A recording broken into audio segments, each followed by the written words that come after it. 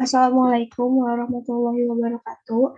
Kami dari kelompok 5 yang beranggotakan Winner Hanifah, Kevin Indah Ramadhani, Rio Alfiansyah, Wisnu Panji, dan Salma Dwi Kartika Putri.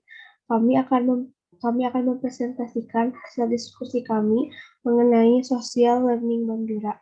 Kepada Salma dan Kevin dipersilakan.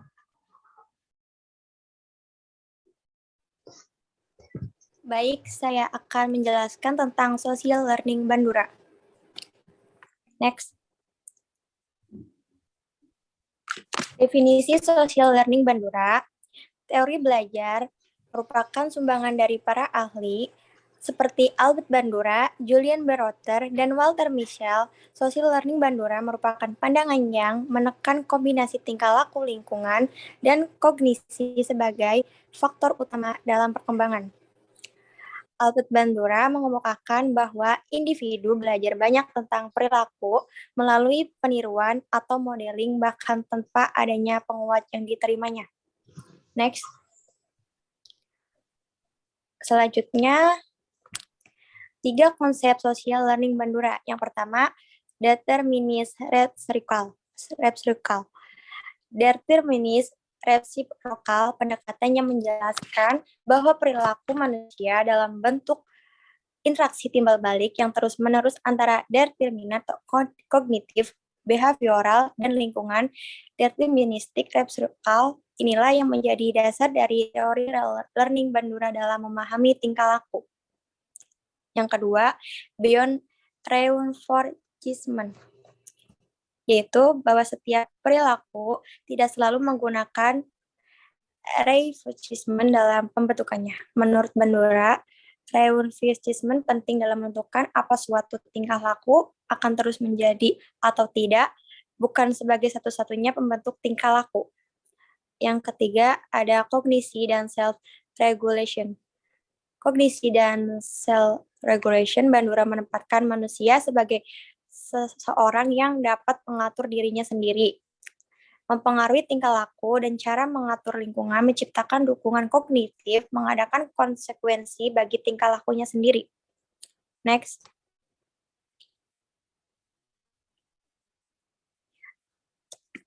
Selanjutnya, prinsip-prinsip teori learning Bandura.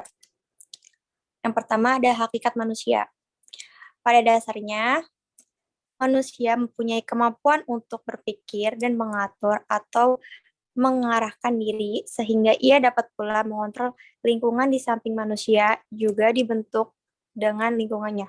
Dengan demikian, perilaku dipelajari individu melalui interaksi dengan lingkungan dan perkembangan kepribadiannya tergantung pada interaksi tersebut. Yang kedua, modifikasi perilaku. Dalam berinteraksi, individu melakukan pengamatan terhadap individu lain. Belajar dengan pengamatan dinamakan modeling. Dalam modeling terjadi proses peniruan terhadap model melalui kognitifnya.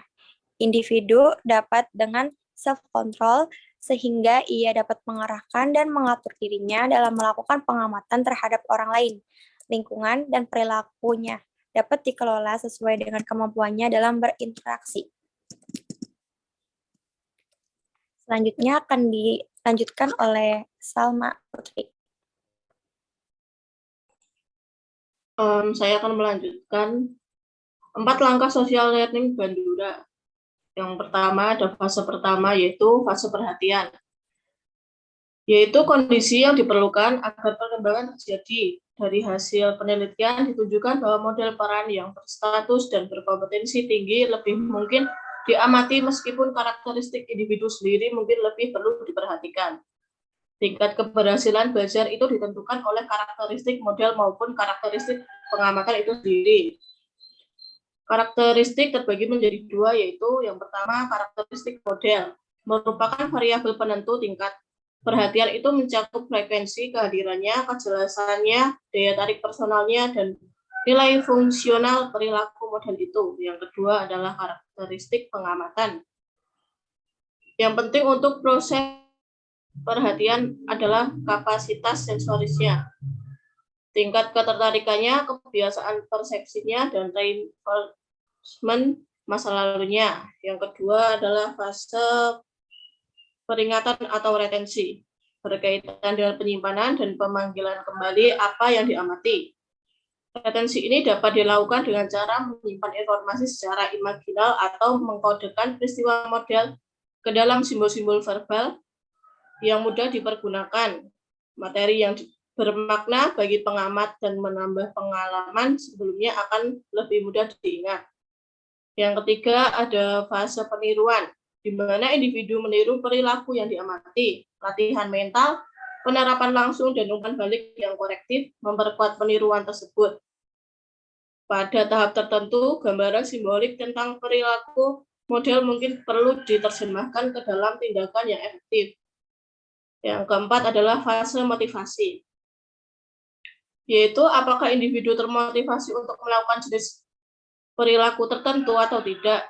Pengamatan akan cenderung mengadopsi perilaku model jika perilaku tersebut 1. Menghasilkan imbalan eksternal, 2. Secara internal pengamatan memberikan penilaian yang positif, 3. Pengamatan melihat bahwa perilaku tersebut bermanfaat bagi model itu sendiri. Lanjut, Mas. Perspektif. Pada tahun 1970-an dan 1980-an dilakukan penamaan baru teori belajar sosial menjadi teori kognitif sosial yang dikembangkan oleh Albert Bandura. Ide pokok dari pemikiran Bandura juga merupakan pengembangan dari ide Miller dan Dollar tentang belajar meniru. Dalam teori kognitif, faktor internal maupun eksternal dianggap penting. Peristiwa di lingkungan, faktor-faktor personal, dan perilaku dilihat saling berinteraksi dalam proses belajar. Faktor-faktor personal yaitu keyakinan, ekspektasi, sikap, dan pengetahuan, lingkungan fisik dan sosial, sumber daya, konsekuensi tindakan orang lain, dan setting fisik. Semuanya saling mempengaruhi dan dipengaruhi. Bandura menyebutkan interaksi kekuatan ini dengan reciprocal determinis. Teori pembelajaran sosial Albert Bandura sangat sesuai jika diklarifikasikan dalam teori behavioristik. Ini karena teknik permodelan Albert Bandura adalah peniruan tingkah laku dan ada kalanya cara peniruan tersebut memerlukan pengulangan dalam mendalami sesuatu yang ditiru. Selain itu juga, jika manusia belajar atau terbentuk tingkah lakunya dengan hanya melalui peniruan, sudah pasti terdapat setengah individu yang menggunakan teknik peniruan ini juga akan meniru tingkah laku yang negatif, termasuklah perlakuan yang tidak diterima dalam masyarakat. Demikian materi yang bisa disampaikan. Kurang lebihnya mohon maaf. Terima kasih. Oke, sekian dari kelompok kami. Mohon maaf bila ada kesalahan. Wassalamualaikum warahmatullahi wabarakatuh. Waalaikumsalam warahmatullahi wabarakatuh.